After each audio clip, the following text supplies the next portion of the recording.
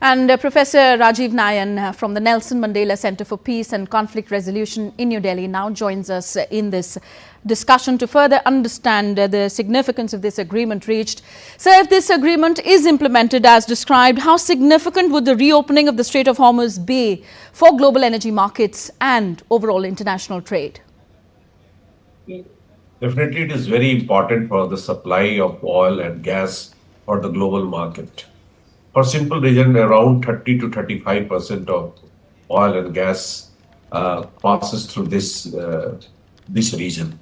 But definitely, any blockade, any disturbance, or any firing will be adversely hampering or affecting the transactions, the transportation of the oil or gas that passes through the container that passes through this region. So definitely it has disturbed it, as Prime Minister has rightly pointed out. It led to loss of manpower, and even if it is unintentional, or it, but it has got unintended consequences. So that part should be over now. We are hoping. Generally, we are hoping against hope when you have to observe, or when you have to deal with a person who is known for his mercurial temper and who is also known for unpredictable exercises of power. So yes, these are some of the odds, but the world is hoping that the odds will be overcome and there will be some smooth selling of the deal. It is a limited agreement, no doubt about that. Many contentious issues are yet to be resolved, but a broad understanding seems has been arrived at, and the sides, interlocutors, all realize that it will not bear any fruit to either party. The best thing is to have dialogue, negotiate, and prolong this ceasefire. This time it is for 60 days. And last time in April it was again a ceasefire, but although full-fledged war did not take place, it was not resumed by either party. But we saw skirmishes, occasional firings, occasional use of missiles, drones taking place. So we hope that all these things are completely stopped, so that there is confidence. The confidence is generated among sailors, among ship owners, among commercial suppliers, among oil suppliers, among transporters, all, so that they can transact the business as usual. If they continue, again, the same old firings or same old tactic, then I think again the world will be destabilized. And destabilization will be quite costly. We all know the prediction, again, it is tentative, but it is around 0.45 to 1% of the economic slowdown of the world. Plus, we all know that it is important for the global growth, and it has also been some agencies, some companies, some institutions are predicting that if it is not halted, the world will have to suffer the losses amounting from $1.3 trillion to $3.5 trillion by the end of this year. So hope they are realizing that it is very expensive, and the peace should be sustained, and peace should be prolonged, or at least this ceasefire should be prolonged, so that further negotiations may take place fruitfully, and some permanent agreement, deal, whatever we call it, is cut. And we are generally, the world, or even American intelligentsia, all are hoping that JCPOA kind of Joint Comprehensive Plan of Action kind of agreement is arrived at in the future, and the nuclear issue is settled. Yes. And we look forward to that. Yes, indeed. So the announcement, Professor, suggests that military operations across multiple fronts, including Lebanon, will end permanently. How realistic is this durable regional ceasefire in your view, and what factors could threaten it, if at all? No, definitely, if Trump is serious, it will be implemented. And plus, he has given, it seems, the good dressing down to Israeli leader. And as you pointed out, that he is looking unhappy and is deferred with the deal, but he has no choice. If America insists and America tells them firmly that this is harming the entire world, and we will take care of your security interests. We all are in favor of Israeli survival, Israeli's progress, Israeli growth, and Israelis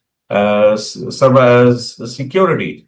So there is no country in the world except a few. I don't want to get into that, but no country generally no one wants Israel to disappear. So we all want Israel is very important, powerful, economically very vibrant, and it culturally also quite relevant country for India also to survive. But this kind of skirmishes, this kind of conflict will not lead to anywhere. Somehow the solution is to be found, and Indian government has so many times reiterated that two-state solution is the best solution, and and there should be some talks with Iran, and both countries can find a solution. So this war is not helping, and they are not going to win this war. It has become clear over the months that Iran has also become powerful and it has also innovated its war machinery. It has innovated war machinery that it has got some modular kind of drones, it has got modular kind of missiles, and the earlier claim February claim that things have been watered down or been drawn down. This claim doesn't prove to be true. And Iran is retaliating and damaging not only Israel but also American bases plus American friends, allies in the region. And it is turning to be very costly. Europeans are not very happy. So that this is without consulting, this war had been started.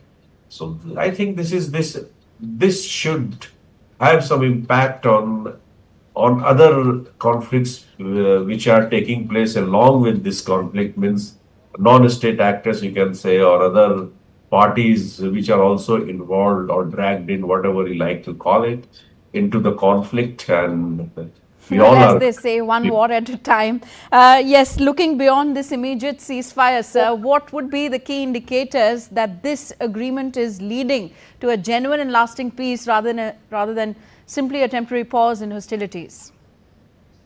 No, definitely we all are hoping that this is first is nuclear deal. This will be the broad indicator. And I have been maintaining for long that this war is not for liquidating Iranian nuclear assets.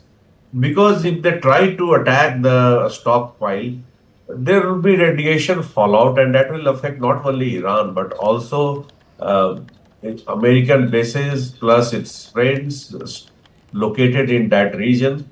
And if you go through the statements given by IAEA chief, you will realize that yes, there was some kind of understanding between Iran and IAEA, and this understanding cannot come without American approval. And America is sitting on the board of governors, so and it's clearly said that Iran was advised to shift the stockpile and to keep it under safeguards, IAEA safeguards. The safeguard is a mechanism whereby it is ensured that any item supplied for peaceful purposes should not be diverted for military purposes. And generally, uh, IAEA, International Atomic Energy Agency, is the guarantor, and its inspectors, its machinery ensures that the deal is implemented, things are not diverted. So if it is giving the statement, so that was quite very interesting and complex also. Then why did you fight this war for? And again, when this time also, it was in June, in last year, June. This time, this time again, we realized that uh, they they proclaimed, they pronounced that they will have physical control of the material, But again, we are seeing that it did not happen militarily. It was impossible. Plus, other actors will be involved. But I think once United States shows its Yeah, and resolve to end this. initiative, Yeah. then I think things will fall in line. Okay, And one more hopes will be that coming. things fall in line and we see lasting peace in the region. And as you mentioned, we go ahead to solving further wars also. Thank you very much, Professor Rajiv Nayan, joining us on DD India News for now.